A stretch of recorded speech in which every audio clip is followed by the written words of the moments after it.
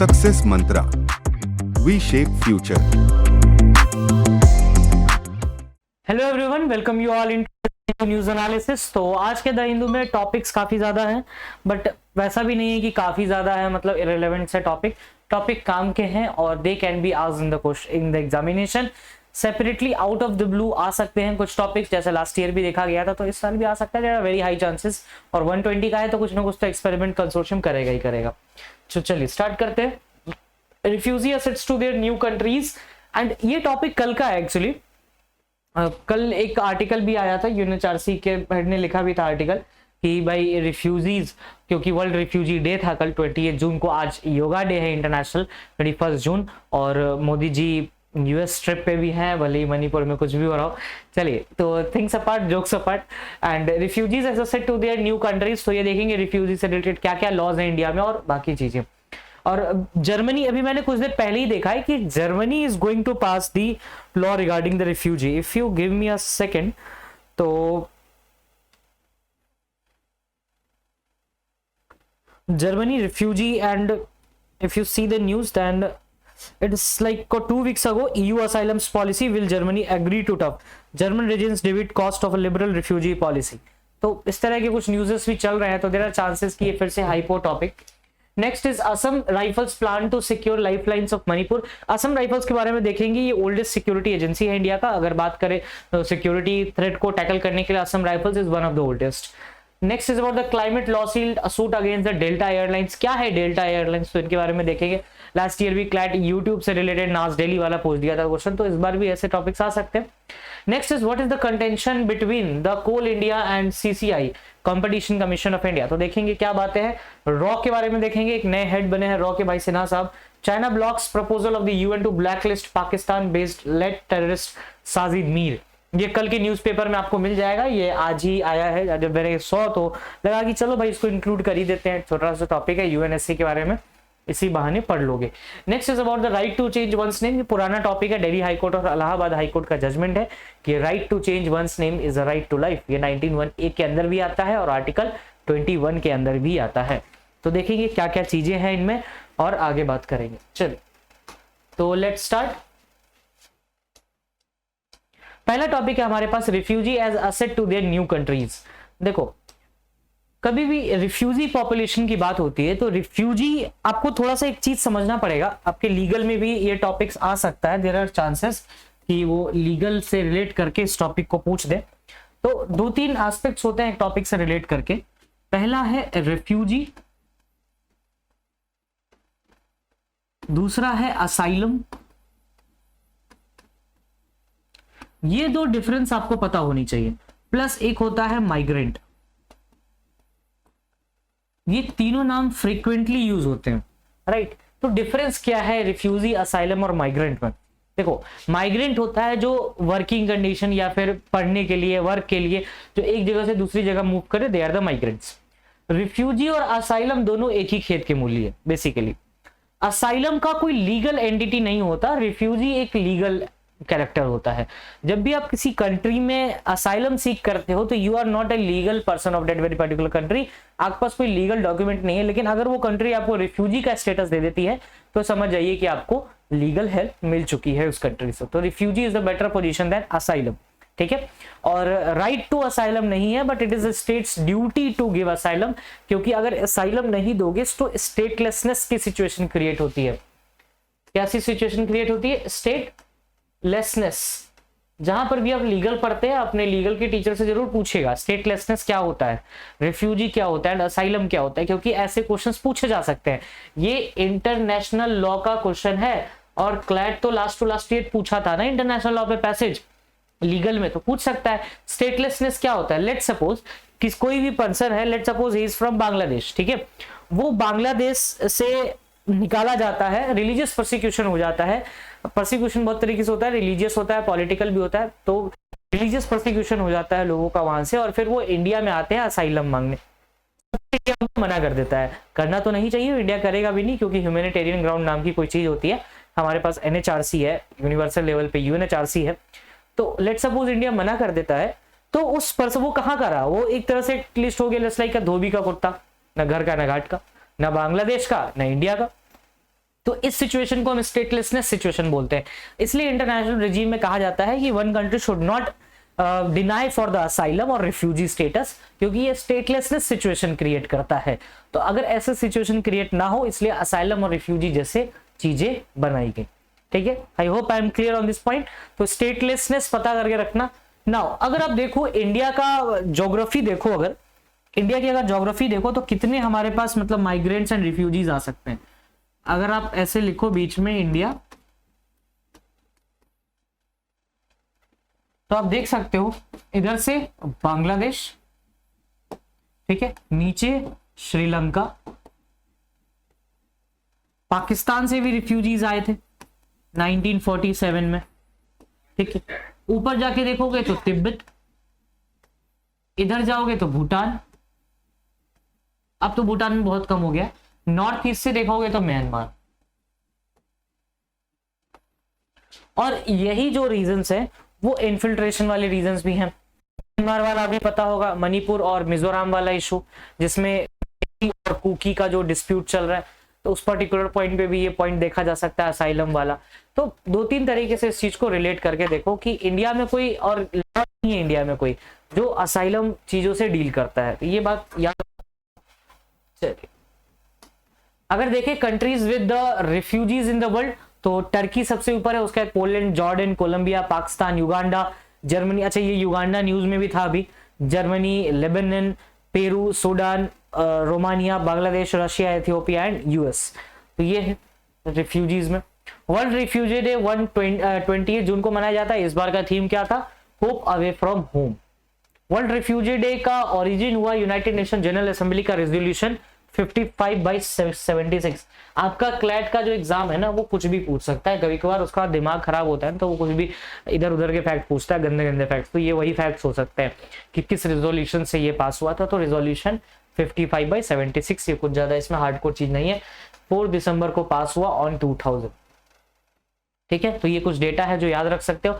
1951 में एक refugee convention बनाया गया आफ्टर द वर्ल्ड वॉर 2, जब एक बहुत लार्ज नंबर में रिफ्यूजीज इधर से उधर हुए। उसके बाद करंट लेजिस्लेटिव फ्रेमवर्क क्या है? फॉरेनर्स एक्ट 1946 डील करता है, पासपोर्ट्स एक्ट 1920 डील करता है, registration of foreigners act deal करता है, plus citizenship act 1955 and citizenship amendment act 2019। तो ये सब कुछ ऐसी चीजें हैं जो डील करती हैं रिफ्यूजी के प्रॉब्लम से। बट आपने एक चीज नोटिस की होगी, इंडिया में कोई फुल फ्लेजेड रिफ्यूजी लॉ है ही नहीं। सारे इधर उधर से जोड़ के ला रहे हो, सिटीजनशिप से ला रहे हो, फॉरेनर्स एक्ट से ला रहे हो, पासपोर्ट से ला रहे हो, लेकिन कोई रिफ्यूजी लॉ है ऐसा सुना कि रिफ्यूजी लॉ, ठीक है, प्रोटेक्शन ऑफ रिफ्यूजीज रेजीम, इस तरह का नहीं। अगर आप ऐसा करते हो ना, या फिर आप कोई इंटरनेशनल कन्वेंशन साइन कर देते हो, तो प्रॉब्लम क्या है? You have to accept the refugee even if you don't want, क्योंकि आपके अंदर एक लीगल कंपल्शन क्रिएट हो जाता है। ठीक है, तो उस लीगल कंपल्शन से आप बाईपास करने के लिए कोई रिफ्यूजी लॉ ही नहीं लाते। फिर हम क्या करते हैं कि इधर उधर से करके रखते हैं, ह्यूमैनिटेरियन ग्राउंड पे तो एक्सेप्ट कर ही देते हैं। और ऐसा नहीं है कि हम करना नहीं चाहते। देखो अपना ज्योग्राफिकल पोजीशन देखोगे ना, तो हम रिफ्यूजी से घिरे हुए हैं। नहीं विश्वास? इधर देख लो, ज्योग्राफी जब देखो अपनी, तो ऊपर तिब्बत है, भूटान है, म्यांमार है, बांग्लादेश है, श्रीलंका है, पाकिस्तान, कितनों को रिफ्यूजी देते फिरोगे, कितनों को रिफ्यूजी स्टेटस देखो। अफगानिस्तान रिफ्यूजीज भी इंडिया में आते हैं। तो देयर आर प्रॉब्लम्स। और रिफ्यूजीज जो है वो ये जो एरिया के रिफ्यूजीज है, they want a position in India, क्योंकि इंडिया एक डेवलपिंग कंट्री है, अपॉर्चुनिटी मिलता है, गुड लाइफस्टाइल मिलेगी, एक अच्छा लाइफस्टाइल मिलेगा, इकोनॉमिक स्टेबिलिटी मिल जाएगी with a political stability. So anyone would want to come. ऐसे में तो हम बर्बाद हो जाएंगे ना, we can not do that. तो this is the harsh reality that should not be put in any examination. चलिए नाउ यूएनएचआरसी की बात करते हैं। 2006 में स्टैब्लिश हुआ, 15 मार्च को ह्यूमन राइट्स कमीशन है, हेडक्वार्टर जेनेवा, स्विट्जरलैंड में इसका हेडक्वार्टर है।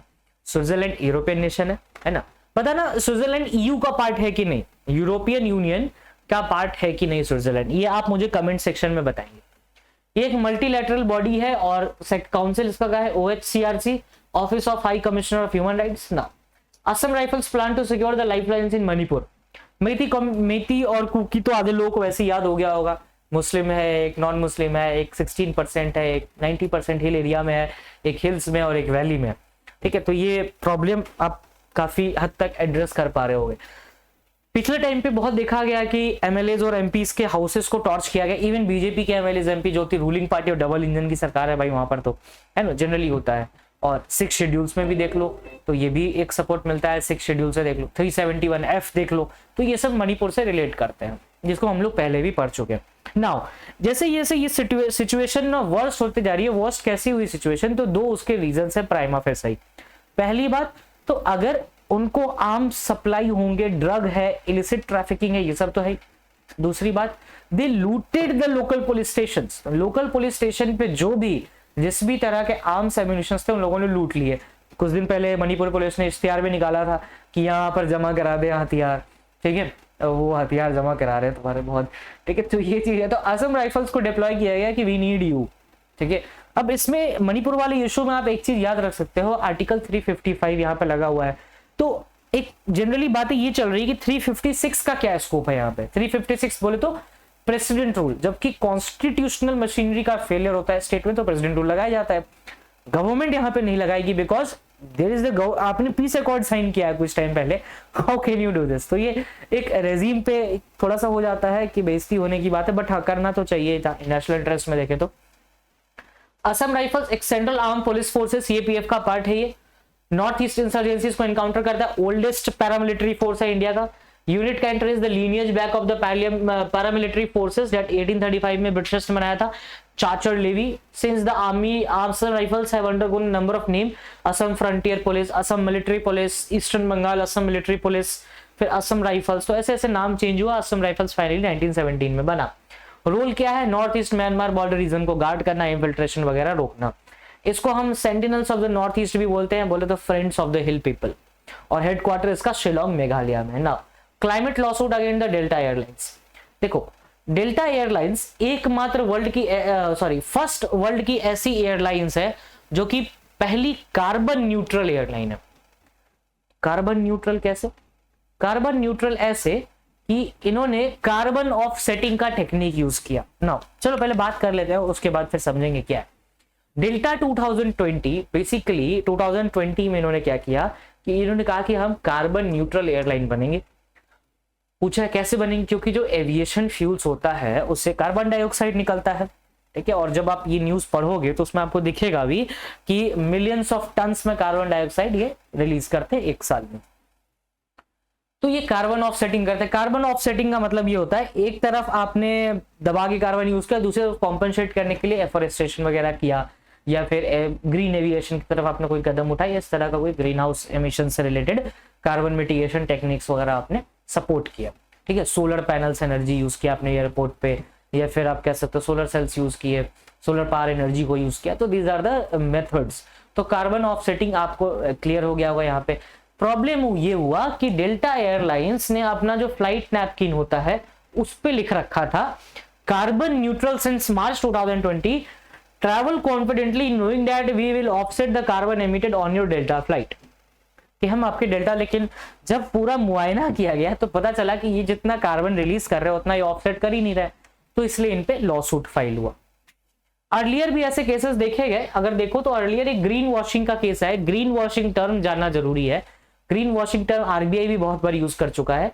ग्रीन वॉशिंग का मतलब होता है कि making an unsustained claim to deceive consumers into believing that a company's product is environment friendly or have a greater positive environment impact than they actually do। मतलब कि ग्रीन वॉशिंग का मतलब क्या होता है, आप ऐसा दिखाते हो कि जो कंपनी है ये उस कंपनी के जो कंज्यूमर्स हैं उनको दिखाते हो कि जो प्रोडक्ट आप यूज करते हैं वो एनवायरमेंट फ्रेंडली है और हम एनवायरमेंट के इम्पैक्ट को कम कर रहे हैं अब अपने डिफरेंट मेथड से। इस चीज को हम कहते हैं ग्रीन वॉशिंग। तो ये ग्रीन वॉशिंग पहले हो चुका है। KLM एडवर्टीजमेंट के एयरलाइन था, एक नेदरलैंड बेस्ड एयरलाइन KLM, उन्होंने ही कहा था कि the only manner to fly sustainability is to not fly और टू लेस फ्लाई, ठीक है। तो कहीं ना कहीं यूरोपियन कंज्यूमर लॉ को ये वायलेट कर रहा था, तो अर्लियर लॉ सूट ये है KLM वाला, तो ये आप देख सकते हो। Aviation fuel generally carbon dioxide oxides वगैरह रिलीज करती है, सल्फर्स रिलीज करती है जो कि हार्मफुल होता है। तो आप थोड़ी सी बात कर ले एविएशन फ्यूल के बारे में। ग्रीन वॉशिंग तो देख ही लिया। जेट फ्यूल्स, इनका दूसरा नाम जेट फ्यूल्स भी है, ठीक है। ये एक colourless combustible straight run petroleum distilled liquid होता है। जेट A1 और इंडिया में स्टैंडर्ड कितना है 1571/2018 is a volume point and kerosene based fuel classified है। सिग्निफिकेंस फॉर इंडिया क्या है, तो इंडिया नेट जीरो करना चाहता है 2070 तक और इंडिया ने ऑफसेटिंग का टारगेट रखा है सेल्फ रिलायंट एनर्जी बाय 2047। तो sustainable aviation fuel is the solution to the aviation fuels, जो करंट एविएशन फ्यूल्स है इनको हम बायोजेट फ्यूल भी बोलते हैं। ऐसे बनता कैसे, domestically using cooking oil and oil rich seeds from plants. तो वो प्लांट से जो फ्यूल बनता है उसे हम कहते हैं सस्टेनेबल एविएशन फ्यूल्स। तो आपको यूज कर सकते हैं maximum. Now what is the contention between the Coal India and CCI। देखो सुप्रीम कोर्ट ने कहा कि कोई मेरिट नहीं है कोल इंडिया लिमिटेड एक public sector undertaking being excluded from the purview of Competition Act. ठीक है, आप CCI से या CCI के परव्यू से कोल इंडिया लिमिटेड को एग्जेम्प्ट नहीं कर सकते। CIL found to supply lower quality of essential resources at higher price, तो उस पर कहा गया कि भाई कंपटीशन एक्ट के अंदर लाना चाहिए, लेकिन कोल इंडिया ने कहा कि नहीं, वी आर नॉट, बिकॉज हम कॉमन गुड के प्रिंसिपल पे वर्क करते हैं। तो सुप्रीम कोर्ट ने कहा कि no it has not a ground, ये कोई मेरिट नहीं है आपका। CCI के बारे में जाने तो कंपटीशन कमीशन एक्ट 2002 में आया, मोनोपोली MRTP एक्ट को रिप्लेस किया था इसने। एंड नेक्स्ट देखिए तो कॉम्पोजिशन इसकी बात करें तो चेयरपर्सन होते हैं, 6 मेंबर होते हैं। Commission is a quasi judicial body, it is important. Quasi judicial मतलब CPC के अंदर इसके पास भी पावर्स है। And Mrs Ravneet Kaur join the Competition Commission as a chairperson on 23 May 2023, यानी लास्ट मंथ ही इनका अपॉइंटमेंट हुआ है CCI के चेयरमैन पे। तो कहीं ना कहीं वहां से भी ये चीज इंपॉर्टेंट है। नाउ जब भी आप इंडिया में इंटेलिजेंस की बात करते हो तो सबसे पहले आता है IB इंटेलिजेंस ब्यूरो, देन रॉ, देन आपको NIA 2008। ठीक है, तो रॉ की बात करें तो एक senior IPS officer Ravi Sinha वो चीफ बने हैं रॉ रिसर्च एंड एनालिसिस विंग की। रॉ 1968 में बना था, इंटरनेशनल इंटेलिजेंट अफेयर्स। ये चाइना इंडिया वॉर के बाद ही ये ऑफसेट में आया और ये प्राइम मिनिस्टर ऑफिस के अंदर डायरेक्टली आता है। वर्किंग मैकेनिज्म देखें जो ये military, economic and scientific political intelligence को कवर करता है अपने। Agencies also charge with monitoring the terrorist element, smugglings वगैरह को भी ये देखता है। जेनेसिस ऑफ रॉ की बात करें तो 1962 के बाद इंडो चाइना और इंडो पाकिस्तान, तो कहीं ना कहीं रॉ की नींव रखी गई उसी टाइम पे। 1968 में प्राइम मिनिस्टर थी Indira Gandhi, appointed R.N. Kao as the first director of the रॉ। ये याद रखने लायक चीज है कि फर्स्ट डायरेक्टर कौन है और करंट डायरेक्टर कौन है, R.N. Kao और रवि सिन्हा। राइट, चाइना ने ब्लॉक किया है प्रपोजल UN में। इंडिया ने प्रपोजल दिया था कि भाई पाकिस्तान बेस्ड लश्कर तैयबा टेररिस्ट साजिद मीर को बैन करने के लिए, तो फिर उस पर चाइना ने ब्लॉक कर दिया। देखते हैं क्या है ये ब्लॉकिंग पैटर्न। ब्लॉक पैटर्न देखो तो 2009 में China has put on hold India's UNSC listing proposal. तो 2009 से हम लोगों ने जितनी बार ट्राई किया इतनी बार उन्होंने ब्लॉक किया है। तो देखते हैं क्या क्या चीज है। 2009 में पठानकोट अटैक के बाद, फिर उसके 2019 चाइना इस पर 10 years ब्लॉकिंग द मूव, फिर मसूद अजहर की बात हुई थी, फिर साजिद मीर अभी ये करंट वाला है, फिर तालहा सीद और उसके बाद अब्दुल रहमान मक्की and next is Abdul Rauf. तो इन सब को, ये सब जाने माने अपराधी हैं टेररिस्ट ऑर्गेनाइजेशन में, चाइना ने अभी करंटली ब्लॉक किया है। न्यूज क्या है तो चाइना ने ब्लॉक कर दिया है पाकिस्तान बेस्ड लश्कर तैयबा को, तैयबा के टेररिस्ट साजिद मीर को, कि उसे ग्लोबल टेररिस्ट डिक्लेयर ना किया जाए। He was wanted in 26/11 Mumbai terror attacks. Proposal ये था कि साजिद मीर को ब्लैकलिस्ट किया जाए 1267 के अंदर, अल कायदा सैंक्शन कमेटी के अंदर, UNSC as a global terrorist. Chapter 7 ऑफ UN चार्टर बोलता है कि सिक्योरिटी काउंसिल एक्शन ले सकता है इंटरनेशनल पीस को रिस्टोर करने के लिए, और ये पीस सिक्योरिटी को रिस्टोर करने का ही एक मूव था। नेक्स्ट देखें तो application of sanctions is one of the possibility of the council as in respects sanction measures, article 41 के अंदर आता है। नेक्स्ट देखिए तो each sanction regime is administered by a sanction committee. एक कमिटी होती है जैसे अल कायदा सैंक्शन कमिटी थी, ये 15 मेंबर सिक्योरिटी कमिटी, इसमें 5 परमानेंट मेंबर है, उसमें चाइना भी आता है एंड चाइना है द वीटो, तो वो रोक सकता है। फंक्शंस ऑफ UNSC देखा जाए तो सिक्योरिटी वगैरह है, ग्लोबल टेररिस्ट को डील करता है ये। इसमें अगर आप सैंक्शन हो जाता है तो क्या क्या चीजें होती हैं, फंड्स फ्रीज हो जाते हैं, ट्रैवल बैन हो जाता है, और जितने भी आपको आर्म्स और रिलेटेड मटेरियल्स दिए जाते हैं वो सब बैन हो जाएंगे हर तरीके से। UNSC, अल कायदा एंड ISIL सैंक्शन कमेटी, जो करंट सैंक्शन कमेटी है जिसपे चाइना ने अपना ब्लॉकेज मूव दिया है, तो इसको यहां से देख लेना। Next is not important and right to change one's name is the right to life. देखो इसमें ज्यादा कुछ है नहीं, आपको 2-3 बातें याद रखनी है, वैसे बात तो करने लग जाओ तो फिलोसफी बहुत है। तो article 21, article 19(1)(a) freedom of speech and expression and article 21 के अंदर कहा गया कि right to life, right to change is a part of this right. ठीक है, गोल्डन ट्रायंगल याद रखो, 14, 19 and 21 these are the golden triangle articles. तो article 14 is right to equality and equal protection of law, article 19 freedom of speech and expression, article 21 right to life and personal liberty subject to the procedure established by law, जिसमें due process of law भी हुआ। Due process of law Maneka Gandhi के case में आया था, बस ये बात याद रखना। चलिए, केसेस क्या है, तो Sadanand and others versus CBSE, इसमें सीबीएसई को प्ली किया गया था कि भाई अपना नाम चेंज कराना, सीबीएसई ने मना कर दिया। तो भाई हाई कोर्ट ने कहा कि भाई क्यों कराना है, क्यों नाम चेंज मतलब मना करना है, वो करना चाहता है करने दो। फिर एक बार और हुआ था इलाहाबाद हाई कोर्ट में Sameer Rao versus state of UP. तो time to time ruling of high court में ये चीज कही भी गई कि भाई वो तो उसका अधिकार है ना, आप उससे कैसे छीन सकते हो ये बात। तो आर्टिकल 14 की भी बात हुई और 19(1)(a) की भी बात हुई, प्राइवेसी की भी बात हुई। दिल्ली हाई कोर्ट ने भी कहा कि denial was totally unjustified and petitioners के पास राइट है कि वो अपना नाम चेंज करवा सकता है। Now, what not to be missed with 3 topics है, but I want this topic to be read in a thorough reading, like mRNA vaccine against the Omicron. Omicron के अगेंस्ट जो वैक्सीन आया उसका नाम प्लीज पढ़ लेना एक बार, questions can be asked. Disease वाला कॉन्सेप्ट परसों ही बताया, तो प्लीज वहां से उसको रिलेट करना। Now first question is which state government has agreed, अच्छा सेंटर ने बंद कर दिया है ये FFCI के थ्रू कि भाई जो फूड दिया जाता था पीडीएस के लिए उसके लिए, तो इस पे स्टेट्स मदद कर रहे हैं। अन्न भाग्य स्कीम है आपको कर्नाटका का, तो पंजाब मदद करने वाला है, मान साहब मदद करेंगे।